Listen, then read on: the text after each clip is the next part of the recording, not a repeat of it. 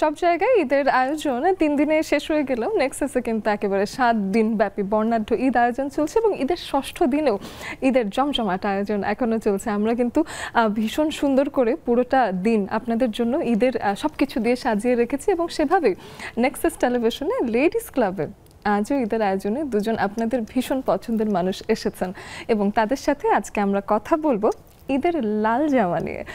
ঈদের সময় দেখা যায় জামা জুতো এগুলো মেয়েদের একেবারে লাগবেই লাগবে এবং সেই জামা নিয়ে কত রকম লুকোচুরি, কত দুষ্টুমি এবং কত মজার স্মৃতিকথা সবকিছুই শুনবো। আমি অহনা তাসনিম খান আছি আপনাদের সাথে এবং আপনারা যারা আমাদের নেক্সাস লাইফস্টাইল পেজের সাথে কানেক্টেড আছেন তারা ইতোমধ্যেই জানেন কারা এসেছে না, যে তবে যারা জানেন না তাদের জন্যই বলে দিচ্ছি। আমাদের চিরচেনা ভীষণ প্রিয় একদম আমি বলবো যে মডেলিং জগতের পথিকৃত একজন মানুষ সৈয়দা রুমা আপু আছেন আমাদের সাথে। অনেক অনেক স্বাগত জানাই লেডিস ক্লাবে। একজন অভিনয় শিল্পী, একজন মডেল এবং না জানি কত কিছু, আমাদের খুব প্রিয় একজন চলচ্চিত্র শিল্পী শবনম ফারিয়া আপু, অনেক অনেক স্বাগত জানাই। Thank you. আজকের দিনে দুজন আপনাদেরই পছন্দের মানুষ নিয়ে আসার কারণ আমরা জানি যে ঈদের সময় আমাদের পছন্দের তারকারা কে কী করেন, কে কী ভাবেন, কীভাবে সাজেন, ঘরে কীভাবে ঈদ উদযাপন করেন সবকিছু আপনারা জানতে চান। আর সেই কথাগুলো আপনারাও ব্যক্তিগতভাবে এসে জিজ্ঞেস করতে পারবেন। আমাদের স্ক্রিনে দেওয়া আছে জুমের আইডি এবং পাসওয়ার্ড, যেটা ফলো করে আপনারা এসে আড্ডা দিতে পারবেন আপনাদেরই পছন্দের তারকাদের সাথে। আর রুমা আপু, ঈদের অনেক অনেক শুভেচ্ছা। ঈদ কেমন কাটলো সেটাই জানতে চাই। আমি ওল্ড টাউনের মেয়ে, আমাদের ঈদ সবসময় ভালো কাটে আর ফ্যামিলির সাথেই কাটে। ঈদ মানে আমাদের তো খুব ভালো একটা ফেস্টিভ্যাল হয়, মানে সবারই তো ঈদ আসলে ফেস্টিভ্যালটা খুব ভালো, কিন্তু আমাদের সবচেয়ে মজা হয় রমজানটা আমরা খুব বেশি এনজয় করি। রমজানটা পুরো সারা রাত সেহরি পর্যন্ত আমাদের পুরো ফ্যামিলিগত সবাই একসাথে থাকে। আর ঈদটা স্পেশালভাবেই ধরে রাখি কারণ সবাই ফ্যামিলির সবার সাথে দেখা হয়, আসা যাওয়া এইগুলো নিয়ে আমরা ঈদে খুব ব্যস্ত থাকি। ফ্যামিলি বেশিরভাগই আমরা ফ্যামিলি নিয়ে ব্যস্ত থাকি। একদমই রমজান আসার আগে থেকেই বাতাসে একটা ইফতার গন্ধ থাকে আর পুরান ঢাকায় মনে হয় এই গন্ধ সবার আগে শুরু হয়ে যায়। ও সেই ক্ষেত্রে পুরান ঢাকার পুরো এই সময়টাই ভীষণ উৎসবপ্রবণ। রমজান আসার আগে থেকে ঈদের সেই উন্মাদনা চলে আসে। ছোট অকেশনও যদি হয়, ওল্ড টাউনে যেরকম পয়লা বৈশাখ হোক, ঈদ হোক, কোরবানি হোক, যে কোনো অল্প অল্প অকেশনগুলো ওখানে অনেক বড় করে দেখা হয়, অনেক উদযাপন মানে উল্লাস করে সবাই, হ্যাপিনেস থাকে সবার মধ্যে। বাহ, শবনম ফারিয়া আপু তো পুরো রমজান মাস জুড়ে প্রচুর কাজ করেছেন, সেই কাজ নিয়ে শুনবো, কিন্তু ঈদটা কেমন কাটলো, কোথায় কাটলো সেটা শুনি। বাসায় ছিলাম। সবসময় যেটা হয় আমাদের ফ্যামিলি হচ্ছে আমার 2 বোন, আম্মু আর আমি, খুবই ছোট পরিবার।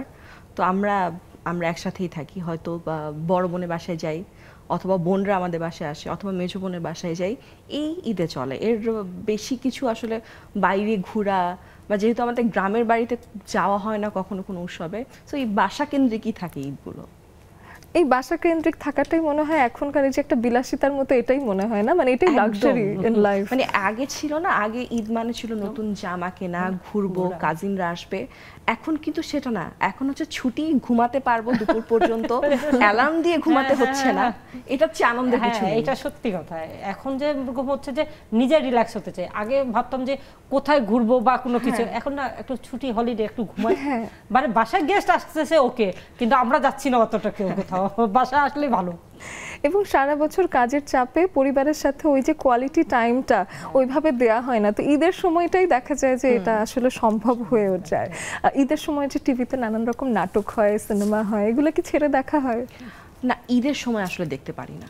যেটা করি, যেই নাটকগুলো খুব ভালো রিভিউ থাকে, যেহেতু আমার বন্ধু বান্ধবরাই সবাই কাজ করে, যখন আমি নিজেও কাজ করতাম, তো তখন হচ্ছে ওই পরে ইউটিউবে দেখে নিতাম। কারণ ঈদের সময় তো আসলে আড্ডা বা এই খাওয়া দাওয়া এগুলোর মাঝখানে টিভি দেখাটা একটু কঠিন কাজ হয়ে যায় আর কি, মানে সময় দেওয়া যায় না ওভাবে। আবার নিজেদের মধ্যে গল্প করতে করতে দেখা যায় টিভিটা ছাড়তেও মনে নেই। হয় না, ফ্যামিলি সবাই থাকে তো আসলে ফ্যামিলি নিয়ে গল্প করা, কথাবার্তা বলা, আর আসলে কি যে খাওয়া দাওয়ার কথা বলতে, আসলে ঈদের সময় অনেক বেশি খাওয়া হয়, এত বিভিন্ন ধরনের খাওয়া থাকে, ঈদের সময় ডায়েট ভুলে খাওয়া দাওয়াটা শুরু হয়ে যায়, তার ওরকম টিভি দেখা হয় না। আপনি একজন ফ্যাশন আইকন এবং আমাদের যত দর্শক বন্ধুরা আছেন তারা সবাই জানতে চায় যে রুমা আপু আসলে ঈদের সময় কি ধরনের কাপড় কিনতে পরতে স্বাচ্ছন্দ্য বোধ করেন বা শপিং নিয়ে আসলে কি ধরনের ক্রেজ কাজ করে। আমি শপিংহলিক, যে আমি শপিং করা খুবই বেশি পছন্দ করি, চলতেই থাকে সারা বছর। আমি শপিং আসলে অনেক করি। আপনি চুলটা একটু সরিয়ে বলি, ওই পাশে। শপিং ছাড়া আমি বাঁচতে পারি না, আমি প্রতিদিন হলেও একটা না একটা কিছু কিনি, ছোট বড় হোক যা হোক শপিং করি। আর দেশে বাইরে গেলে তো আসলে পাগল হয়ে যাই যে আমি ঘোরা কম, আগে শপিংটা বেশি করি। আর ঈদের সময় যেরকম হচ্ছে যেটা ট্রেন্ডে থাকে, যেটা চলতেছে সেগুলোই পছন্দ করি। যেমন সালোয়ার কামিজটাই বেশি, এখন 6 দিন ধরে সালোয়ার কামিজের উপরেই আছি, এখনো শাড়ি পরা হয়নি। এখন এই ঈদের শাড়িটা নিয়ে আমি সালোয়ার কামিজেই আছি, লং কামিজগুলো সবগুলো এগুলো শপিং করি। এবার একদম ফুল লেংথ কামিজগুলো বেশি আসছে, তারপর ফার্সি কিছু প্যাটার্ন এসেছে। ফার্সিটা আসলে অনেক সুন্দর, ফার্সিটা দেখেছো? ফার্সিটা যেটা আসছে অনেক সুন্দর আসছে। হ্যাঁ, যেগুলো আসলে ট্রেন্ডে যেগুলো থাকে ওইগুলোই পরা পছন্দ করি। একটু ট্রেন্ডি থাকাটা আসলে আমার কাছেও বেশ ভালো লাগে, কারণ যখন যেই নতুন ফ্যাশন আসে সেটাকে একটু ওয়েলকাম জানানো। হ্যাঁ, না সেটার সাথেই থাকা উচিত, মানুষ সেটা দেখাই পছন্দ করবে। ফারিয়া আপু শপিং কেমন হয়? আমি আসলে শপিং করি, কিন্তু আমি আপুর মতো না। মানে প্রতিদিন কিছু কিনছি এমন না। কিনি, কিন্তু আমি খুব বেশি ট্রেন্ড ফলো করি না। আচ্ছা, আমি খুব ট্রেডিশনাল কাপড় কিনি। আমি শাড়ি কিনলেও দেখা যায় শুধু কাতান আর জামদানি আর কটন কিনি। আমরা প্রচুর জামদানি দেখি আপনার, এবং আমি দেখেছি যে ফেসবুকে কালার জামদানি ওর কাছে, প্রতিটা জামদানি ওর কাছে। হ্যাঁ, এবং মানে আমি ফেসবুকেও মাঝে মাঝে দেখি যে ওরা বলে আপুর আলমারিতে কটা জামদানি, তারা জানতে চায়। তো আমি এটা একটা কারণ থাকে কি, এগুলোর ফ্যাশন কখনো যায় না। আমি এখন পড়ছি, আবার 10 বছর পরেও পড়তে পারবো, এরকম একটা ব্যাপার থাকে। আর হচ্ছে ঈদের সময় যে কেনাকাটা, আমি অনেক বছর পর এবার মানে আয়োজন করে শপিং মলে গিয়ে রোজার আগে 2টো ড্রেস কিনেছি আমি আর আমার বোন। এর আগে কখনো এটা করা হতো না, কারণ ঈদ মানেই আমার কাছে হচ্ছে ঈদের নাটক, কস্টিউম নিয়ে আমরা ব্যস্ত থাকতাম। আর যেগুলো গিফট আসে, কোনো একটা গিফটের ড্রেস পরে ফেললেই হলো, এরকম একটা ব্যাপার ছিল। তো এবার অনেকদিন পর যেহেতু নাটক করছি না, তো এখন অনেক ফ্রি সময় ছিল, একটু চিন্তা ভাবনা করার সময় ছিল, যাচ্ছে ঠিক আছে একটা ম্যাচিং জুতা কিনি, এটা করি। এটা না লাস্ট মানে আমার সম্ভবত 20-21 বছর বয়স থেকে এটা ছিল না। কারণ হচ্ছে যে নাটক নিয়েই তো সবকিছু ছিল, যে এই নাটকে এই কস্টিউম লাগবে, ওটাতে ওই কস্টিউম কিনতেই নিজের জামা কেনার সময় হয়নি। হ্যাঁ, তো এইটা নিয়ে অনেকে জানতে চাই, যেমন আমরা যারা নাটক দেখি তারা হলো জানতে চাই যে এত যে কস্টিউম লাগে, এগুলো কি সবকিছু হলো গিয়ে ওখান থেকে দেয়া হয় নাটকের বাজেট থেকে, নাকি আমাদের নিজস্ব কাপড়ও লাগে? না, বিজ্ঞাপন, চলচ্চিত্র আর ওয়েব সিরিজ, এখানে ওরা কস্টিউম ডিজাইনার থাকে, ওরাই কস্টিউম প্রোভাইড করে। বাট যেগুলো টিভি নাটক বা সিরিয়াল, সেগুলোতে আমাদেরকে ডিরেক্টর একটা আইডিয়া দিয়ে দেয় যে উনি এই প্যাটার্নের ড্রেস চায়, বা এই চরিত্রের সাথে এটা যায়, হয়তো বা বললো যে এই চরিত্রে শাড়ি পরবে, এরকম একটা বলে দেয়, কিন্তু ওটা কিনতে হয় আমাদের। আচ্ছা, কিন্তু এখন কেনাটাও কিন্তু সমস্যা না, সমস্যা হচ্ছে এগুলোকে স্টোর করা। আচ্ছা, বাসায় রাখা অনেক কত আলমারি লাগে না? আমাদের বাসায় হচ্ছে আমার মা প্রত্যেকটা রুমে হচ্ছে আমাকে দেয়াল থেকে নিচ পর্যন্ত আলমারি করে দিয়েছে, তারপরও কাপড় জায়গা হয় না। মানে আমাদের বাসায় আপু বেডরুম মনে হয় 3টা, বাট অ্যাকচুয়ালি থাকা যায় একটা বেডরুমে, বাকি শুধু আমার কাপড়দেরই আলাদা ঘর প্রয়োজন। হ্যাঁ, আর যারা ডান্স করে, যারা নাটক করে, তাদের কিন্তু প্রচুর পরিমাণ কাপড় লাগে। তো সেই ক্ষেত্রে রুমা আপুরও তো প্রচুর কেনাকাটাও যেরকম হয়, এরকম ঘর ভর্তি আলমারি দিয়ে তো ভরে রেখেছে। আমার রুমে নড়ারও জায়গা নেই, আলমারি। এই যে বললাম না, উপরে অনেক জুতা, আর আমার জুতার কালেকশন অনেক, সবগুলো স্টোরেজ করছি খাটের নিচে। এখন কি করব, বেড একটা স্টোরেজ বেড বানাইছি, ক্যাবিনেট করেছি, কিন্তু হয় না। আর জুতাগুলো এখন আসলে কি এত মায়া লাগতেছে যে আমি জুতা কালেকশন করা খুব পছন্দ করি, যে জুতা কিনবো। বাট এটা না যে ব্র্যান্ডেরই কিনতেছি, কম হোক বেশি হোক, সব চোখে যেটা ভালো লাগে, আমাকে যেটা ভালো লাগবে সেটাই কিনতে। কিন্তু এখন যেটা চলে আসছে যে বাইরের ওয়েদারের সাথে আমাদের ওয়েদার মিলতেছে না, জুতাটা খোলাও রাখতে পারতেছি না, সবগুলো নষ্ট হয়ে যাচ্ছে। সেই কষ্টে আমি পারতেছি না, একবার 50 জোড়া 60 জোড়া জুতা নষ্ট হয়ে যায়। আর যেহেতু আমাদের হিল খুলে যায়, এখন তো হিল ছাড়া আমরা হাঁটতে পারি না, আমাদের তো বেসিক কাজই হচ্ছে হিলের উপরে, হিল নষ্ট হয়ে যায়। তো এই আফসোসে এখন অফ রাখছি আপাতত। তারপরে থেকে একটা ভাবনা আমার আসে, অনেক সময় আমরা যারা মডেলিং করে বা অ্যাসপায়ারিং মডেলস যারা আছে, তাদেরকে বলা হয় যে হাই হিলসে তোমাকে হাঁটা শিখতে হবে। তারপর কাছ থেকে এই রহস্যটা আসলে সবার জন্য সলভ করে দেই যে কেন মডেলসদেরকে হাই হিলস পরতেই হয়। আসলে হাই হিলস পরার কারণটা হচ্ছে একটু টল লাগা যায়, অ্যান্ড শ্যুটের জন্য শরীরে হাঁটাটা খুব কমফোর্টেবল হয়। একটা লম্বা ড্রেস পরলে যদি স্লিপার পরা যায়, সেটা হাঁটা যায় না। আর হাঁটলে একটা বডির স্ট্রাকচার বোঝা যায়, একটু মুভমেন্ট হয়। আর হিল পরলে আপনি পোস্ট দিতে খুব ভালো মতন পারবেন। আচ্ছা, তো সেই মডেলদের ফার্স্ট পরিচয় হচ্ছে হিল। আচ্ছা, মানে হাই হিলস তাদেরকে পড়তে হবে। আচ্ছা, বাহ।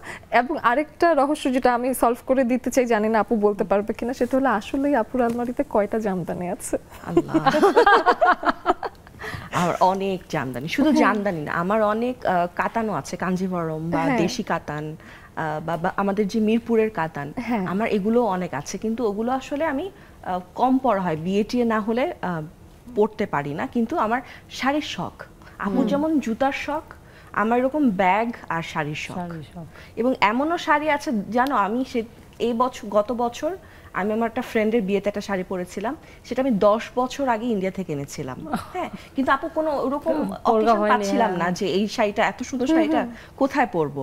পরার সময় আমি খুবই টেনশনে ছিলাম যে কি মাঝখান দিয়ে খুলে যায় না, কিছু হয় এরকম। কিন্তু হ্যাঁ ফাইনালি আমি গিয়ে এত বছর পরে পরলাম।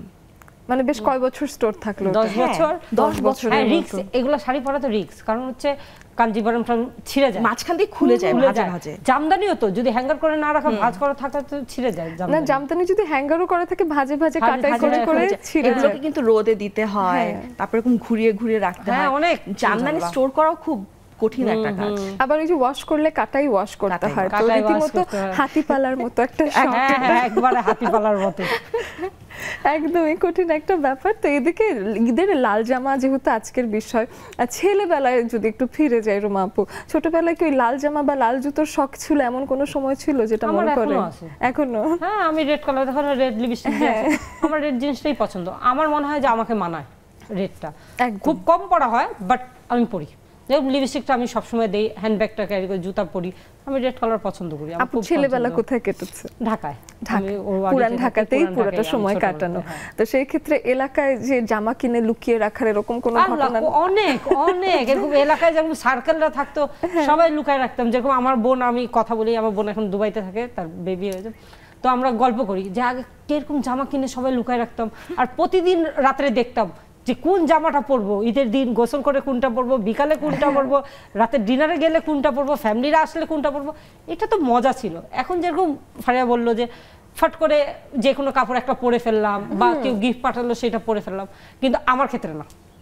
আমি কিন্তু ঈদের নিজের জন্য নিজে জামা কিনবো, নিজের সবকিছু রেডি করব এখন পর্যন্ত। যে আমার বোন পাঠাবে সবগুলো, যে ঈদের জামা আমারটা আমার কিনতে হবে, যেটা আমার পছন্দ। ঈদের সকালের জামাও কিনতে হবে, বিকালের জামাও কিনতে হবে, রাতেরটাও কিনতে হবে। আর ছোটবেলা থেকে এরকম ফ্রেন্ডসরা খুব লুকালুকি করতাম। আর আমার কাছে মনে হয়, এখন হয় না কিন্তু মনে হয় এটা থাকা উচিত ছিল।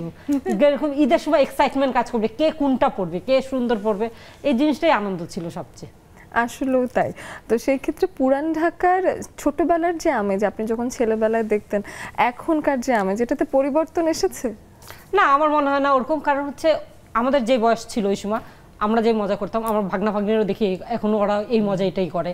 ওরা ফ্রেন্ড সার্কেল নিয়ে বসে আড্ডা মারে। আর আমাদের ওদিকে তো ইউনিটিটা অনেক বেশি, আশেপাশে কথাবার্তা বলা, ফ্ল্যাট বাসা থাকো না থাকো, সবার ইউনিটি, পুরো বিল্ডিং এর ইউনিটিটা এক। ইফতার দেয়া নেয়া, হালুয়া দেয়া, ইফতার নেয়া দেয়া, বিরিয়ানি রান্না দেয়া দেয়া, তরকারি বাসায় ভালো তরকারি কোনো কিছু রান্না করলে নেয়া দেয়া আমাদের বাসায় সব সময়। যেরকম যে পিঠার উৎসব আসলে পিঠা নেয়া দেয়া, সবকিছু আমাদের ওদিকে। মানে কেউ কারোর বাসায় এরকম না যে আলাদা থাকে, বা আল্লাহ মাফ করুক যে কোনো মারা গেল বা কারোর মেয়ের বিয়ে হচ্ছে, ওখানে বোঝা যায় না যে আলাদা কেউ, সবাই মনে হয় নিজের বাসার বিয়ে হচ্ছে, সবাই এরকম করে রাখে। বাহ, কি সুন্দর। মানে এটা ভাবলেও ভালো লাগে যে এখন কিন্তু এই যে আমরা যদি একটু এদিকটা পুরান ঢাকা ছেড়ে একটু নতুন ঢাকার দিকেই যেটাকে বলে, সেখানে অনেক জায়গায় এমন কমিউনিটি তৈরি হয়েছে যে পাশের বাসায় কে থাকে এটাও হয়তো অনেকে জানে না। অনেকেই জানে না, অনেকেই জানে না। কিন্তু ওল্ড টাউনে এরকম না। ওল্ড টাউনে একটা পাখিও পা দিলে বোঝা যাবে যে কোন পাখি আসছে। আর শবনম ফারিয়া আপু ছোটবেলা কোথায় কেটেছে? ঢাকায়? না, আমার ছোটবেলা কেটেছে ঢাকার বাইরে। আমার বাবা সরকারি কর্মকর্তা ছিলেন। তো বাবার যখন যেখানে পোস্টিং থাকতো সেখানেই আমি থাকতাম আমার বাবা মার সাথে। কিন্তু আমার ছোটবেলার ঈদ কিন্তু আপুদের মতো এরকম ছিল না। আমাদের ঈদ ছিল হচ্ছে, যেহেতু আমার বাবা চিকিৎসক ছিলেন, ডাক্তার, ডাক্তারদের তো আসলে কোনো ছুটি নাই। মানে থাকে না যে ঈদের দিন বরং আরো কাজ বেশি থাকতো। তো আমরা ওই মফস্বলে যেটা হয়, খুব অল্প কজন অফিসার থাকে, 4-5 জন অফিসার থাকে, টিএনও, টিএইচএ এরকম। তো তাদের মধ্যে আবার খুব স্ট্রং কমিউনিটি থাকে। কারণ এর বাসায় আজকে হয়তো সকালে ব্রেকফাস্টের দাওয়াত, এর বাসায় লাঞ্চের দাওয়াত, ওই বাসায় ডিনারের দাওয়াত, আর প্রচুর গিফট পেতাম। আর আমি তো বাসা সবার ছোট, আমার বড় 2 বোন আছে, চাচা ফুপু সবাই, তো প্রচুর গিফট পেতাম এবং প্রচুর আদরও। আদর, শাসন। ছোট হলে তো শাসনও করে। আর আমার বোনরা আমার অনেক বড়, একজন 16 বছরের বড়, একজন 12 বছরের বড়। সো আমি ওদের কাছে ওদের বাচ্চার মতোই। মানে হ্যাঁ, একদম গার্ডিয়ানই, মানে আব্বা আম্মার মতোই শাসন। হ্যাঁ, বরঞ্চ আম্মুর থেকে বোনরা বেশি স্ট্রিক্ট। আম্মু তো ধর মাঝে মাঝে ইমোশনাল আম্মুকে ব্ল্যাকমেল মানে কিছু একটা কনভিন্স করা যায়, বোনদেরকে তো সেটাও করা যায় না।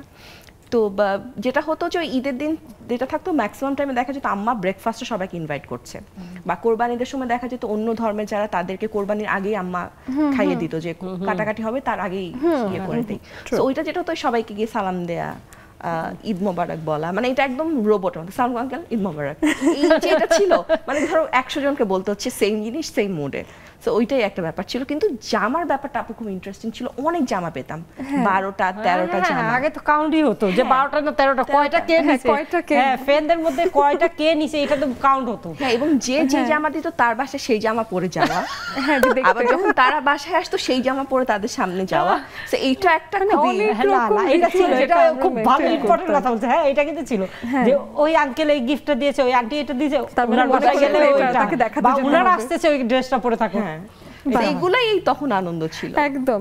এদিকে ঈদের লাল জামার গল্প করতে করতে একটা বিরতির সময় হয়ে গেছে। আসলে বেশ চমৎকার একটা আড্ডা হচ্ছে, আপনারাও নিশ্চয়ই উপভোগ করছেন ঈদের এই সময়টা।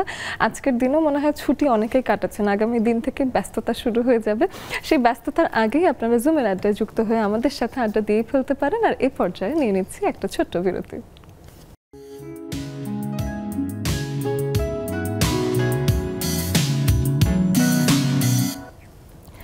ঈদের জামা এবং ঈদ নিয়ে যত রকম আমাদের তৈরি হওয়ার যে প্রস্তুতি আছে, সেই প্রস্তুতিগুলো নিয়ে আসলে সর্বসাকুল্যে ঈদ, এবং সেই সময়টা যতই কষ্ট হোক না কেন, যতই নানান জায়গায় দাওয়াত খেতে খেতে একেবারেই অন্যরকম অবস্থা হয়ে যাক না কেন, তারপরে আমি বলি যে ঈদের আনন্দ এবং আয়োজন এটাতে। তো সেই ক্ষেত্রে ঈদের লাল জামা এবং এটার সাথে যত রকম বিষয় আছে সব কিছু নিয়ে কথা বলতে চাই। এবং আমাদের সাথে দুজন আপনাদেরই ভীষণ পছন্দের তারকা এসেছেন, সাথে আপনারাও চলে এসে আমাদের সাথে লাইভে এই তারকাদেরকে নানান রকম প্রশ্ন বা আপনাদের আগ্রহের জায়গা থেকে ঈদের শুভেচ্ছা বিনিময় করতে পারেন। কিন্তু স্ক্রিনে দেওয়া আছে জুমের আইডি এবং পাসওয়ার্ড, এবং একই সাথে এই আয়োজন যাচ্ছে টেলিভিশনে, আমাদের ফেসবুক পেজ নেক্সাস লাইফস্টাইলে এবং ইউটিউব চ্যানেল নেক্সাস টেলিভিশনে। আপু, সালামি নিয়ে কথা বলতে চাই, কারণ হলো কি ঈদের সময় দেখা যায় যে সর্বসাকুল্যে সবাই আসলে একটু সালামি পেতেই চাই, মানে অনেক টাকা না কিন্তু কে কত সালামি পেলো এটা নিয়ে একটা এক্সাইটমেন্ট কাজ করে। রুমা আপু কি এরকম ছোটবেলা থেকে সবচেয়ে হাইয়েস্ট মানে সর্ববৃহৎ সালামি কবে পেয়েছেন?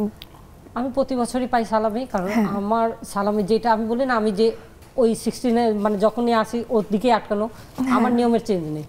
যেটা ছোটবেলাও যেটা করতাম এখনো সেগুলো। এখন কি পাচ্ছেন নাকি? এখন দিতে হচ্ছে না বেশি? দিতে তো হচ্ছে অবশ্যই, এখন তো আবদার সবার বেশি দিতে হয়, কিন্তু আগে তো শুধু পেতাম, এখন তো দিতেও হয়।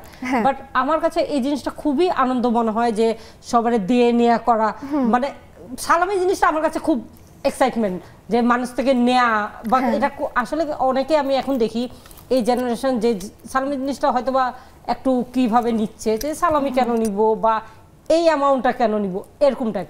কিন্তু আমার ক্ষেত্রে না, অ্যামাউন্ট যা হোক সালামি দিতে হবে। হ্যাঁ, যেরকম আমার চাচুরা আসলে সালামি ওনারা খাবে, সালামিটা দিবে। যেরকম ফার্স্টে আমার আম্মু থেকে আমি সালামি নিতে হবে, যেরকম আমার ছোট ভাই আমার থেকে নিবে, মানে আমাদের ফ্যামিলিগতভাবেই এরকম সালামিটা চলে। কিন্তু সালামি এখনো পাই, কিন্তু দেই এখন বেশি, দেই পাই কম কিন্তু দেই বেশি। আমার নেওয়ার সময়টা সিম্পল লাগতো, তখনই বেশি ভালো লাগতো। তখন আমার হুট করে দিতে আসলে টাকা কমে যাচ্ছে, সেই কষ্টের থেকে বেশি আমরা বড় হয়ে যাচ্ছি, এই অনুভূতিটা আসলে আমাদের খুব ভালো। আবার নতুন নোটগুলো দিতে আরো কষ্ট হয়, যেগুলো নতুন নোটগুলো আমি তো জমায় রাখা পছন্দ করি, যে নতুন নোটগুলো জমাবো। কিন্তু এখন আসলে কি কাজিনদের পিচ্চিরা এত হয়ে গেছে, ভাগনা ভাগ্নি হয়ে গেছে সব, কাজিনদের পিচ্চিরা সবাই এসে এখন ওদের আবদারি পুরা করতে করতে নিজের শখটা একটু মিটাই দিই। এটাই আপুরও সালামি ছোটবেলা থেকে পাওয়া তো হয়েছে প্রচুর, যেহেতু ছোট মানুষ সবার থেকে। না, আমি খুবই আনফরচুনেট যে আমার মা আমাকে সালামির সাথে কখনো পরিচয় করায়নি। ওকে, যে এরকম যে একটা প্রসেস সেটা আমি কখনো জানতামই না, যে সালাম করলে টাকা দেয়। এটা আমি প্রথম জানলাম হচ্ছে 7-8 বছর বয়সে, যখন ঢাকায় আসলাম ঈদ করতে। তখন চাচা ফুপুরা যখন টাকা দিচ্ছে আমি আম্মুর দিকে তাকাচ্ছি, টাকা কিনি বা বলি হ্যাঁ চাচা ফুপিদের কাছ থেকে টাকা নেওয়া যায়। কিন্তু আমার দাদার ফ্যামিলিতে একটা খুবই চমৎকার একটা মজার ব্যাপার হয় সব ঈদে, সেটা হচ্ছে আমার দাদি গণহারে সবাইকে 100 টাকা দেয়। আমার আম্মু থেকে শুরু করে আমরা, আমাদের ভাগনা ভাগ্নি সবাই, পুরো সবাইকে সে 100 টাকা করে দেয়, এবং কেউ সেটা মিস করে না। মানে আম্মুরা বলে কি না আম্মা আমাকে আপনি একটা বেশি দিবেন, এই যে একটা কারাকারি হয়, এটা খুবই চমৎকার একটা বিষয়। এবং উনি সম অধিকার নিশ্চিত করে, একদম সবাই থেকে শুরু করে সবাই 100 টাকায়। কিন্তু সালামি আমার ভাগনা ভাগ্নিরা আবার ছোটবেলা থেকে সালামিটা শিখেছে, আর কিছু শিখুক না। সালামি তো শিখবে, মানে নিতে হবে অবশ্যই। একদম। এখন যেটা হয়েছে যে আমার সব বন্ধু বান্ধবদেরও বাচ্চা কাচ্চা এখন বড় হয়ে যাচ্ছে, 2.5-3 বছর, সব ওগুলাকে সালামি দিতে হয়, আমার নিজের ভাগনা ভাগ্নিকে সালামি দিতে হয়, অফিসে জুনিয়র সবাইকে সালামি দিতে হয়। আজকে আমার ফার্স্ট ওয়ার্কিং ডে ছিল ঈদের পর, আজকে আমি সালামি দিয়েই মানে সালামি ছাড়া বের হতে দেবেন। আমি বললাম আমার শুট আছে যেতে হবে, বলে আপু যেতে দিব, সালামিটা শুধু দিয়ে যান। তো এদেরকে সালামি দিয়ে তারপর বের হয়েছি। একদম, মানে অফিসে গিয়ে এখন স্যালারি দিতে হবে, একদম গ্রোন অ্যাডাল্ট সালামি দিতে হবে। এটাও বেশ আসলে এটা একটা মজার মজা, অনেক ভালো। আমার কাছে কিন্তু এই জিনিসটা আসলে মজা লাগে, যে জিনিসটা দেয়া নেওয়াটা জিনিসটা আসলে কি মানুষ আন্তরিকভাবে এরকম অনেকে হয়। আর এখন তো ট্রেন্ড কি নতুন বেড়েছে বিকাশে, সালামি বিকাশে দেবে। আমার ভাগনা একটা বলে আমি আসতে পারি না, এসে সালাম করবা তারপরেই পাবা, কোনো মতে বিকাশ হবে না। না, ট্র্যাডিশন তো ফলো করতেই হবে, সালামি যেমন ট্র্যাডিশন নিতেও হবে ট্র্যাডিশনাল। এটাই আমার কাছে মনে হয়। আসবা না কেন, সবাই সবার বাসায় এসে দেখা করবা, গেট টুগেদার হবে অবশ্যই। বাট আমি একটা জিনিস মজার কথা বলতে চাই, গত বছর থেকে আমি আমার ভাগনা ভাগ্নির কাছ থেকে গিফট পাই। কারণ আমার বড় ভাগ্নি ব্যাংকার, ও কাজ করে, আমার বোনের ছেলেটাও জব করে, সো ওরা জবে ঢোকার পর থেকে ওরা আমাকে গিফট দেয়। এটা খুবই চমৎকার একটা, মানে আমার কাছে মনে হয়, আমি খুবই খুশি লাগে। আমার নেফিউ এখন কানাডা চলে গেছে, সো সে কানাডা থেকে আমাকে টাকা পাঠিয়েছে। আমি তোমাকে টাকা পাঠাচ্ছ কেন, আমার তোমাকে দেওয়ার কথা। বলে কিনা আমি এত কম দামি জিনিস নিবো না, আমি আর ভালো জিনিস নিবো, কিন্তু তুমি কিছু একটা কিনো। তো এইটা না এমন একটা খুশি, আমি কি খুশি হব না কাঁদবো, মানে ইমোশনাল লাগে যে আমার ভাগনা ভাগ্নি এত বড় যে ওরা এখন আমাকে গিফট দিচ্ছে। এটা একটা ফুলফিলমেন্টের অনুভূতি অবশ্যই। এবং মানে লিটল ওয়ান্স যারা আমাদের কোলে বসেছে, হয়তো মাঝে মাঝে ভাত খাইয়ে দেওয়া হয়েছে, অথবা যে লিপস্টিক পরতে আসে যে ভাগ্নি, ওরাই যখন বড় হয়ে গেছে, এটা আসলে অন্যরকম একটা অনুভূতি। এবং সাথে আরেকটা বিষয় হলো যে রান্না বান্নার বিষয়টা তো আসেই। তো ঘরে আসলে স্বপ্নপারি আপুর নাকি রান্না ভীষণ ভালো। আচ্ছা, এই কথাটা আমি শিওর আমার মা বোনরা দেখছে, ওরা হাসবে। সেটা হচ্ছে আমাকে কখনো রান্নাঘরে যেতে দেয় না। কেন? আমার মা কখনোই আমাকে কিচেন অ্যালাউ করেনি, এবং আমার যেহেতু বোনরা আছে এবং ওরা সবাই রান্না করতে খুব পছন্দ করে, আমাকে কখনো কিচেনে যেতেই হয়নি। কোভিডের মধ্যে তো আমি খুবই বোর্ড ছিলাম, কি করব, কিছুই করার নাই, কিছু একটা নিয়ে ব্যস্ত থাকা। তো তখন আমি রাত জেগে রান্না করতাম, অ্যান্ড রান্না করার পর যখন আমি সবাইকে খাওয়াতাম, সবাই লাইক আসলে তুমি বানাচ্ছো, মানে এটা তুমি বানাইছো, এরকম একটা ডাউট ছিল। আমি সব রান্না করতে পারি, কিন্তু এটা আমার মাকে কেউ বিশ্বাস করতে পারবে না, প্রথম। আর দ্বিতীয় হচ্ছে আম্মু আমাকে কখনো কিচেনে যেতে দেয় না। আর আম্মুর কিচেনে গেলে আম্মুর ধারণা আমি এত অগোছালো করে ফেলি, যেটুকু মনে হয় সব মার এইটাই, মানে যতটুকু তাকে আমি খাইয়ে খুশি করি, সে তার থেকে অনেক বেশি অখুশি হয় যখন কিচেন গুছাতে হয়। তো সে আমাকে কখনোই কিচেনে যেতে দেয় না, একদমই না। তারপরে এবার দেখি কিছু করা হয়েছে? আরে না, আমি কিচেনে যেতে দেয় না। আমরা ভাবছি কোভিড এর পরে হয়তো পরিস্থিতির একটু উন্নতি হয়েছে। আমি যখন আমার বাসায় থাকি তখন হচ্ছে আমি অনেক রান্না টান্না করি। গত 4-5 মাস ধরে আমি আবার আম্মুর বাসায় থাকছি, কারণ আমি নতুন যে কোম্পানিতে জয়েন করেছি সেটা আম্মুর বাসা থেকে কাছে, তো সেজন্য আমার বাসায় প্যাক করে আম্মুর বাসায় চলে এসেছি। তো এই বছর তো কিছুই না, আমি গত 6 মাসে সম্ভবত চা বানাতেও কিচেনে ঢুকিনি। বাহ, এটাও কিন্তু অন্যরকম একটা আরাম আম্মুর বাসার। না, মা থাকলে মনে হয় যে লাইফটা একদম সর্টেড। আমি তো ওখানে প্রিন্সেস ট্রিটমেন্ট পাই। ঘুম থেকে উঠে বলি সাহারা চা দেন। আমাদের বাসায় আমাদের একজন আপা আছে সাহারা, উনি আমাদের বাসায় প্রায় 15 বছর ধরে আছেন। সাহারা কিছু বলতে হয় না, she knows exactly what I want, মানে আমার কখনো বলতে হবে না এইটা লাগবে, রেডি। আমি বাসা থেকে বের হয়ে যাই, তো এসে আবার দেখি যেখানে যা থাকা সেখানেই আছে, আমি অত বিশাল অগোছালো করে বের হচ্ছি। তো এই জন্য হচ্ছে বাসায় থাকা মানে হচ্ছে প্রপার প্রিন্সেস ট্রিটমেন্ট। মেয়েরা তো রাজকন্যাই, একদমই তাই। এবং মা কেন যেন আমাদেরকে একটু স্পয়েল করতেই পছন্দ করে, মার কষ্ট হয় তাও মা শাসন করলেও করে, কিন্তু স্পয়েল মারদের থেকেই বাচ্চারা বেশি হয়।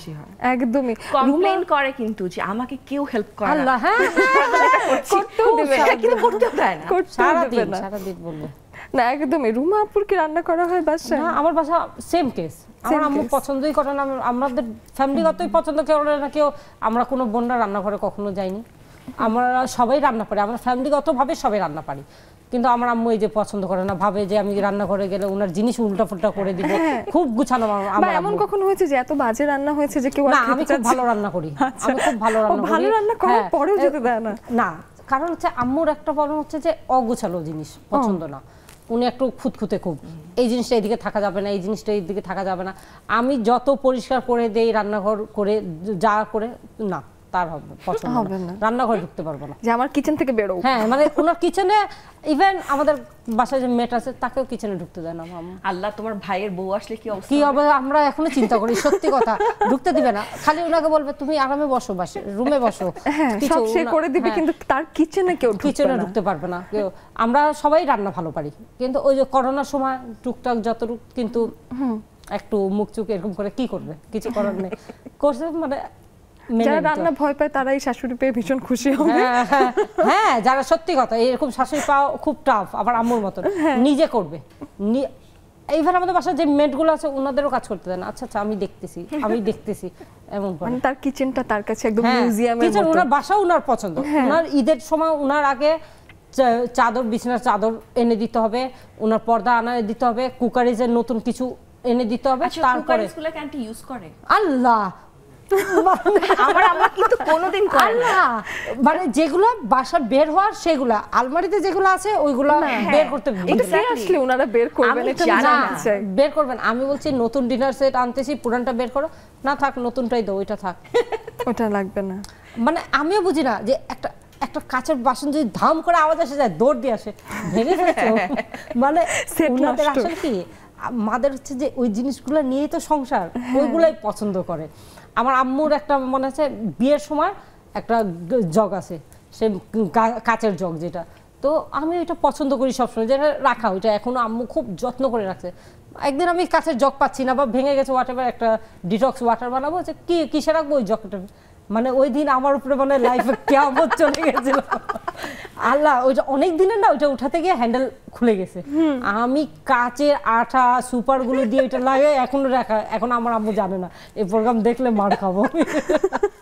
আঠা দিয়ে প্লেট লাগিয়েছে, হ্যাঁ প্লেট না জগ, যেটা জগ, আচ্ছা আচ্ছা, ওগুলা রিস্ক, ওই স্পেশাল জগটা ওটা তো ইউজ হয় না। আলমারির দ্বারের কাছে যাই না, আম্মুর ওই আলমারির দ্বারের কাছে যাই না যেখানে কুকারিজ রাখা। আজকে আমাদের লেডিস ক্লাব দেখে আসলে আন্টি এত বড় একটা শক পাবেন যে আমি চাচ্ছি যে উনি না দেখুক, দেখলে আর ব্যাপারটা নেওয়া যাবে না।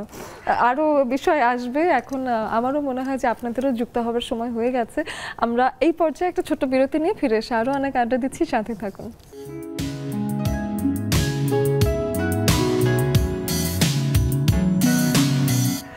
বিরতির পরে আরও একবার ফিরে আসলাম এবং আমরা আবারও জানিয়ে দিচ্ছি, স্ক্রিনে দিয়ে দিয়েছি জুমের আইডি এবং পাসওয়ার্ড, যেটা ফলো করে আপনারা এসে লাইভ আড্ডা দিতেই পারছেন। আমরা প্রথম দিকে একটু আপনাদের গল্পে শুনছিলাম, কিন্তু এই সময় আমরা আপনাদের সাথেও যুক্ত হয়ে যাব এবং আপনারাও নিজেদের বিকেলটা একটু গুছিয়ে সুন্দর করে আমাদের সাথে সন্ধ্যের এই আড্ডায় যুক্ত হয়েই যেতে পারেন।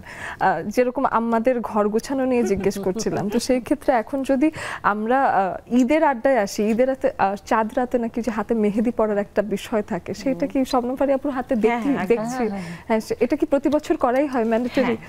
আগে করতে পারতাম না, হ্যাঁ, কারণ নাটকের তো শুটিংই থাকতো চাঁদ রাত পর্যন্ত, কখন মেহেদি দিব? আবার দেখা যেত ঈদ শেষ 3-4 দিন পর থেকে আবার শুটিং শুরু, মেহেদির রং উঠবে না, কি করব? ইনফ্যাক্ট আমার যখন বিয়ে হয়েছিল, বিয়ের 4 দিন পর থেকে আমার শুটিং, তো হাত ভর্তি মেহেদি, কনসিলার দিয়ে সেই মেহেদি ঢাকো, তাও একটু বের হয়ে যাচ্ছে, এটা তো মহা মুশকিল ছিল, তো তখন দিতে পারতাম না। তো এখন যেহেতু আমি আর নাটক করি না, সো এখন হচ্ছে একদম, এখন বেশ ভালো হয়েছে। কিন্তু নাটক করি না শুনছি, এবং এই বছর আপুর নাটক আসেনি, নাটক কি আপু একেবারেই করবেনই না ডিসিশন নিয়েছেন, নাকি শুধু এখন সিনেমার দিকে ফোকাস করবেন, বা এখন আসলে কি প্ল্যানিং? না, সত্যি কথা বলতে এখন আমার কাছে যে ধরনের নাটকের স্ক্রিপ্ট আসে না, না এগুলো দেখলে আমার মনে হয় না যে I want to be a part of this. আমি অভিনয়টাকে খুবই ভালোবাসি একদম, মানে আমি আমার পুরো ফ্যামিলির সাথে, আমার পুরো জীবনে মনে হয় আমি একবারই আমার পুরো ফ্যামিলির অবাধ্য হয়েছিলাম, সেটা হচ্ছে যখন আমি বলেছি যে আমি অভিনয়টাই করতে চাই। সেই জন্য আমার কাছে এটা খুব প্যাশনের জায়গা। আমি কখনো ফেমাস হওয়ার জন্য অভিনয় করিনি, আমি কখনো শুধুমাত্র টাকা আর্ন করার জন্য অভিনয় করিনি। অভিনয় আমার কাছে একটা শুধুমাত্র প্যাশন, আমার একটা স্বপ্নের জায়গা।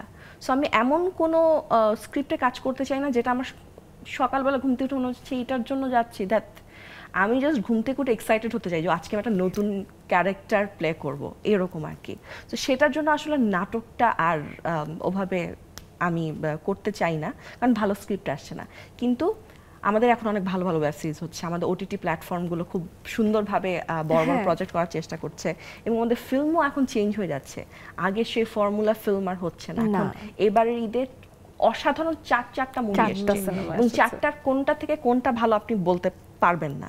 তো এটা তো আমাদের জন্য অনেক বড় একটা বিষয়, এবং চারটার কোনোটাতেই টিকিট পাওয়া যাচ্ছে না, হাউসফুল চারটা আমি 3 দিন চেষ্টা করে একটা টিকিট কেটে দেখতে পেরেছি, এবং এটার জন্য আমার কখনো ডিরেক্টর বা ইয়েকেও ফোন দিতে ইচ্ছা করে না যে এতটুকু একটা টিকিটের জন্য ফোন দিব, কিন্তু না মনে হচ্ছে যে মিস করে ফেলছি, যত তাড়াতাড়ি দেখবো তত বেশি। হ্যাঁ, না হলে তো ফেসবুকে এসে পড়বে, দেখে ফেলবে মানুষ, যা বুঝতে পারবে না। সো এটাই একটা আর কি বিষয় যে এই যে চেঞ্জ হচ্ছে, তো এটার জন্য আমার মনে হয় যে আমি একটু অপেক্ষা করি, খুব ভালো স্ক্রিপ্ট না হলে কাজ করতে চান, যেহেতু আমার অন্য আরেকটা প্রপার পেশা আছে, আমি যেহেতু একটা কর্পোরেট কাজ করি, তো সেক্ষেত্রে আমার যেটা প্রবলেম হয় যে আমার ছুটি নিতে হয় কাজের জন্য। সো আমি যদি কোনো অ্যাভারেজ কাজের জন্য ছুটি নেই, দেখা যাবে খুব ভালো কাজ আসলে আমি আবার বলতে পারবো না যে আমার ছুটি লাগবে। তো সেই জন্য আসলে আমাকে না চাইতেও বেছে কাজ করতে হয় আর কি। না, এই বেছে বেছে কাজ করে যেমন অনেক আর্টিস্টই হারিয়ে যাবার ভয় পান, তো যাই হোক না কেন তারা কিছু না কিছু করে থাকেন। তো সেই ক্ষেত্রে ফারিয়া আপুর আমি কাজ দেখেছি বেশ সিলেক্টিভ, একটা লম্বা ধারাবাহিক, একটা ফ্যামিলি ক্রাইসিস, রাইট, লম্বা সময় ধরে সেটা দেখা হয়েছে, এবং মনে হচ্ছে যে না এটাই স্বপ্ন ফারিয়া আপু, মানে যে মানুষটা ওখানে ছিল। এবং অনেক মানুষ যারা আমাকে চেনে না, মানে দর্শকরা, অনেক দর্শকরা ভাবতো রুমার যেরকম চরিত্র, যখন ওই চরিত্রটা আমার ছিল রুমা, রুমার যে চরিত্র আমার বাস্তবেও আমি ওই রকম নাকি, তো এটা নিয়ে অনেক হাসাহাসি হতো যে না আমি আর রুমা একদমই ডিফারেন্ট, মানে এত ন্যাচারাল অ্যাক্টিং যে মনে হয় যেন এটাই ফারিয়া আপু, এভাবেই হয়তো সে ঘরের ভেতর থাকে, এভাবেই রাগ করলে হয়তো সেভাবেই একটা রিপ্লাই করে, এতটাই ন্যাচারাল লেগেছে। খুবই সুন্দর কিছু ধারাবাহিক আমরা পেয়েছি, এবং সামনের দিনে নাটকেরও যখন পরিবর্তন হবে বা ওটিটিতে যদি এরকম একটা খুব সাহসী ক্যারেক্টার আমরা পেয়ে যাই, সেখানে ফারিয়া আপুকে দেখতে আসলে বেশ আশা করে আছি পুরোটা সময় যে খুব জলদি আবার আমরা স্ক্রিনে দেখবো আপুকে। আমরা একটু জুমে চলে এসে দেখি, সামান্তা এসেছে আমাদের সাথে, নাহিদা নেলি এসেছে আপু, তারপরে এসেছে মিষ্টি আপু, তারপরে এসেছে আমাদের সাথে হাসিনা আপু, দিকে সিদ্দিকা ফেরদৌস আপুর হলো ক্যামেরা অন করতে হবে অবশ্যই, আমরা চলে আসবো। কিন্তু তার আগে রুমা আপু, আমরা রুমা আপুকে নাটকে দেখেছি, এটা হলো আমার জন্য একটা সৌভাগ্যের বিষয় যে রুমা আপুকে আমি জানি না রুমা আপু অভিনয় করছে। তুমি কি বললা, এটা কার সামনে এত বড় অভিনেত্রীর সামনে আমাকে এই কথা, আমি তো অপমান হয়ে গেলাম। না আপনি যতই ওটার পরে আর করতে চাননি, এটা একটা বিষয়, কিন্তু আমরা রুমা আপুকে অভিনয় দেখবো এটা কখনো ভাবিও না। রুমা আপু ইজ অল অ্যাবাউট চিন্তা করতে পারছি রুমা আপু অ্যাক্টিং করবে। না আমি জানতে চাই যে ওই অভিনয়টার পরে কেন আপনি আর অভিনয় করতে চাইলেন না, এটা আমার জানতে হবে। আমার কাছে যেটা জিনিস আমার পছন্দের র্যাম, আমি ভালোবাসি র্যামকে, আমি ওই নিয়েই থাকতে চাই। যেগুলো শুটিং করা হয়েছে সেগুলো হয়েছে মানে এত অভিজ্ঞ অভিনয়ের সামনে আমি বলতে পারতেছি না। যেরকম আমার 5-6টা নাটক আমি করেছি, যেগুলো বেশিরভাগই দেশের বাইরে ছিল, যে চ্যানেল আয় সাজু ভাইয়ের যেগুলো, সাজু ভাই যেগুলো ছিল পুরো বিগ টিম নিয়েছিল, লাইফ ইন মেট্রো ছিল যেটা ATN বাংলা ছিল, সেটা তো লং প্রসেসিং ছিল, সেখানে আমি মাঝখান থেকে মাফ চাচ্ছিলাম যে বিউসুবর থেকে যে আমি আর করতে পারবো না, কারণ শুটিং এর ব্যাপারটা হচ্ছে যে সকাল থেকে রাত পর্যন্ত কাজ করা, আর ওরা কিভাবে সম্ভব যে আউটডোরে আবার কোথাও গ্রামে হোক, বৃষ্টিতে হোক, পানিতে হোক ওরা শুটিং করতে পারে, কিন্তু আমার দ্বারা সম্ভব হয় না এটা। আচ্ছা, অ্যাক্টিং বেশ একটু অন্যরকম চ্যালেঞ্জিং লাগে। শব্দটা আমি পছন্দ করি না, কাট পছন্দ করি না একবারে না।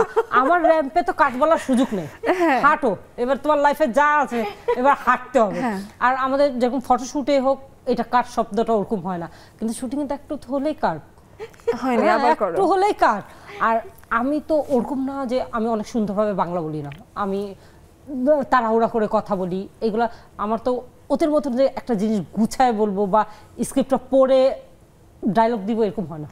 এবং একটা মানে জাতির ডিমান্ড আছে আমার কানে কানে এসেছে, সেটা হলো যে আপু যেহেতু পুরান ঢাকার মানুষ, এবং এই যে ডায়লগ বলার একটা হালকা প্র্যাকটিস আছে, পুরান ঢাকার ভাষায় কোনো একটা কিছু শুনতে পারি কিনা।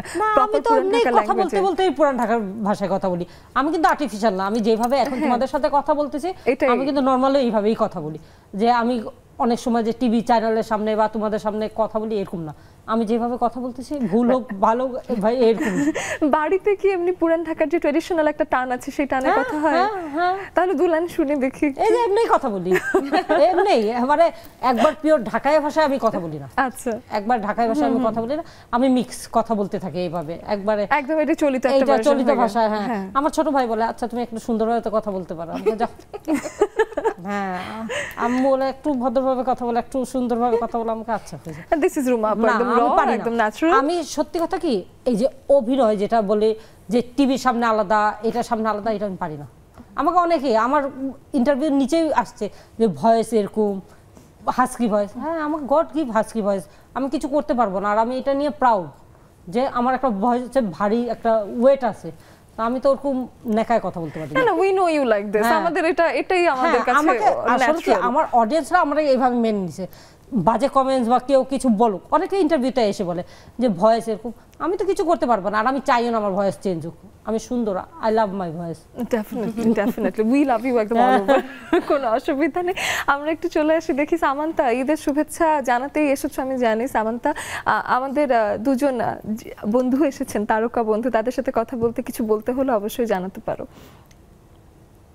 আপু তোমাকে অনেক সুন্দর লাগছে। আর ঈদের লাল জামা তো আমার পরা হয় না, লাল জামা কিন্তু তুমি আজকে পরেছো। পরি না, আমি নীল ড্রেসটা প্রেফার করি। নীল ড্রেসটা আমার পরতে খুব ভালো লাগে, কিন্তু লাল আমি তেমন পরি না। ওই ওকেশন থাকলে বা এমনি যদি পরা লাগে তখন পরি, তাছাড়া আমি লাল ড্রেস খুব একটা পছন্দও করি না আর পরিও না। আর স্টুডিওর আপুদেরকে ঈদ মোবারক, অনেক শুভেচ্ছা, ঈদ ভালো কাটুক, আর নতুন নতুন নাটক দেখার অপেক্ষায় থাকলাম। অনেক ধন্যবাদ সামান্তা। নাহিদা, নেলি আপু একটু আসবেন ঈদের, একটু আনমিউট করবেন, আনমিউট করে আমাদের তারকাদেরকে অবশ্যই শুভেচ্ছা জানাতে পারেন। নাহিদা, নেলি আপু শুনতে পাচ্ছেন? আসসালামু আলাইকুম অহন আপু, সবাইকে ঈদের শুভেচ্ছা। আসলে আজকের টপিকটা লাল জামা, খুব সুন্দর একটা টপিক। আমি যখন প্রথম সালোয়ার কামিজ পরলাম ঈদে, ওইটাই ছিল আমার প্রথম লাল সালোয়ার কামিজ, খুব প্রিয় ছিল আমার ওই জামাটা। আর এবার আমার ঈদে আমার বড় মেয়ে বায়না করলো যে লাল একটা জামা ওকে কিনে দিতেই হবে, কিনেও দিয়েছে একটা লাল জামা। তো মাঝে মধ্যে লালটা পরতে ভালোই লাগে। ঈদে আসলে একটা লাল জামা না হলে খারাপ লাগে, এটা আসলে সত্য কথা। মিষ্টি আপুর কাছে আসি। মিষ্টি আপু, একটু মিষ্টি করে একটু কথা বলেন, দেখি একটু শুনি। অনেক অনেক ভালোবাসার শুভেচ্ছা, ঈদ মোবারক অহনা তোমাকে আর প্রিয় ফারিহা আপু আর ওই আপুটাকেও অনেক ভালোবাসি দুজনকে। আর ঈদের লাল জামা, হ্যাঁ লাল জামা তো খুব প্রিয়, লাল আমার খুব ভালো লাগে, আপুটার মডেলিং ভালো লাগে, সবাইকে লাল মোবারকের শুভেচ্ছা। আর লাল আসলে আনন্দের প্রতীক, ভালোবাসার প্রতীক। আমি লাল খুব পছন্দ করি। আমি মাত্র বাইরে থেকে ঈদের অনুষ্ঠান দাওয়াত খেয়ে আসলাম, কিন্তু পরে আছি নীল জামা, না হলে লাল জামাই পরতাম। না না, অনেকে আজকে মেইনটেইন করেছেন, যেমন নাহিদা, নেলি আপু লাল জামা পরেনি তাই লাল সোফার সামনে এসে বসে গেছেন, তো এটা তারা মেইনটেইন করছেন। তরু আপুর কাছে একটু আসি। তরু আপু, আনমিউট করে কথা বলবেন।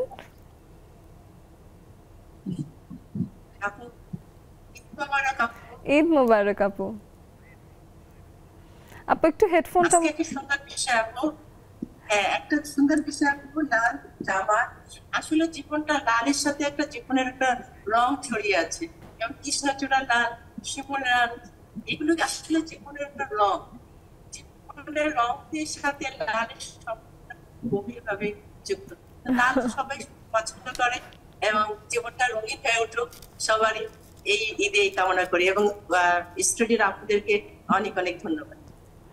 আপু অনেক ধন্যবাদ, এবং কি সুন্দর করে লাল নিয়ে নানান রকম কথা বললেন। আসলেই তো লালের আসলে যে কত রকম বার্তা আছে, লালের যে কত রকম মানে আছে, সেটা আসলে যে যেভাবে উপলব্ধি করতে পারে। এদিকে আমাদের সাথে রুমা আপু আছেন, আমাদের সাথে মমি আপু আছেন, হাসিনা আপু আছেন। বিরতি থেকে এসে কথা বলবো। একটা বিরতির সময়ও হয়ে গেছে এবং ফিরে এসে হাতে থাকবে অল্প কিছু সময়, সবার কাছেই ছোট ছোট করে কিছু শুনবো, সাথেই থাকুন।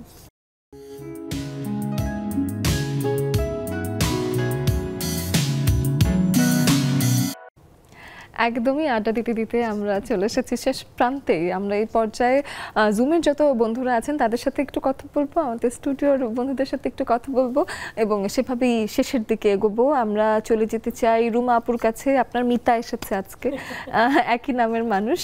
রুমা আপু, ঈদ কেমন কাটলো? ঈদের লাল জামা কি সারাকে কিনে দেওয়া হয়েছে কিনা? আসসালামু আলাইকুম, ঈদ মোবারক। স্টুডিওর আপুদের অভিনন্দন। আর শবনম ফারিয়াপুর হাসি আমার খুবই ভালো লাগে, মানে ওনার হাসি দেখলে আমার মনটা একদম মানে ভরে যায়। মিষ্টি হাসি, সুন্দর করে হাসে, খুব ভালো লাগে। আর ঈদের লাল জামা, হ্যাঁ আমার ঈদের লাল জামা অনেক পরা হয়েছে। আমার একটা ঘটনা মনে আছে, আমি যখন ক্লাস 7-এ পড়ি, আমার খালা একটা হচ্ছে লাল আর হচ্ছে এই কালার, মানে দুইটা কম্বিনেশনের কালার করে বানাই দিয়েছিল। মানে এত জামাটা মানে পছন্দ হয়েছিল, আমি এখনো রেখে দিছি ওই জামাটা, কাউকেই দিই নাই। বলছে আমার মেয়ে যখন বড় হবে তখন ওকে দেখাবো যে দেখো খালা আমাকে, মানে আমার খালা আমাকে ওই জামাটা দিছে, লাল জামাটা মানে কাউকেই দিই না, আমার মেয়ের জন্য রেখে দিছি। এত পছন্দের ছিল, খুব ভালো। লালটা আসলে অনেক আবেগী একটা রং কিন্তু না তাই। এবং এই ছোট্টবেলার ঈদের লাল জামা আমারও একটা আলমারিতে রয়ে গেছে এবং ওটা আমি কাউকে দিতে পারি না। মানে বয়স বাড়তে থাকলে ছোটবেলার জামা হয়তো কাজিনকে দিয়ে দেওয়া হয় বা আরেকজনকে দিয়ে দেওয়া হয়, কিন্তু কয়েকটা জামা খুব স্পেশাল, আলমারিতে ওইভাবেই রয়ে যায়। ওদিকে হাসিনা আপু কিন্তু লাল জামা পরে এসেছে। হাসিনা আপুর কাছে আসি। হাসিনা আপু, এই ঈদের সময়টা কেমন গেল? ঈদে কি লাল জামা কিনেছিলেন? আসসালামু আলাইকুম আপু, শুভ সন্ধ্যা সবাইকে। অনেক ধন্যবাদ, ঈদের অভিনন্দন দুই আপুকে। আর শবনম ফারিয়াপুর কত নাটক যে দেখেছি তার তো কোনো শেষ নাই, দারুণ সব অভিনয়। আর ওই আপু তো যাই হোক, তো লাল জামাটা যে এটা তো আসলে অনেক পছন্দের একটা বিষয়। যেমন দেখো এখনই আমি কিন্তু একটা পেস্ট কালার ওড়না পরে বসছিলাম, মনে নাই আজকে যে সাবজেক্ট এটা, পরে একটু ভিডিওটা অফ করে লাল ওড়নাটা নিয়ে আসছি, বুঝছো? সবসময় অনেক পছন্দের, কিন্তু লালের মধ্যে কিন্তু একটা দারুণ ব্যাপার আছে। সেটা তুমি একটা লাল টিপ পরো, ওইটার মধ্যে একটা রঙিন আমেজ, একটা জামা পরো, ওইটার মধ্যে একটা উজ্জ্বলতা। তুমি যে কোনো একটা লাল কিছুতে কিন্তু অন্যরকম একটা ভালো লাগা, মনে হয় যেন বয়সটাও কমে যায়, অনেক রঙিন ভাব ওইটার মধ্যে চলে আসে। মানে সতেজতার কি বলবো, এটা শেষ নাই। মানে রঙিনের যে ইয়েটা, এটা মনে হয় লালটার মধ্যে একটু বেশি। তো এটা আসলেই অনেক পছন্দের একটা কালার। দেখো না বিয়েতে যত যাই পড়ুক অনেকেই বলে যে লালটাই বেস্ট। এখন হয়তো কালের পরিবর্তনে অনেক কালার চলে আসছে, কিন্তু আমার কাছে এখনো লালটাই বেস্ট। আসলে আসলে লাল বউ আসলে অন্যরকম সুন্দর একটা ব্যাপার। লাল বউ হলো একদম স্পেশাল। মমি আপুর কাছে আসি। মমি আপু, ধন্যবাদ আপু, ঈদ মোবারক আপু। স্টুডিওর আপুদেরকে অনেক অনেক অভিনন্দন। আর এই যে ফারিনাপুর হাসিটা অনেক সুন্দর, ওনার নাটক আমি খুবই দেখি, ভীষণ একটা মিষ্টি চেহারার উনি। আর অহনা আপু তোমাকে তো অনেক সুন্দর লাগছে, লালে লালে ভরে গেছে মনে হচ্ছে আমাদের আজকে স্টুডিও। আর লাল মানে ভালোবাসার কালার, একদমই একদমই তাই। আসছে পহেলা বৈশাখ, লাল ও সাদাকে আমরা বরণ করে নিব।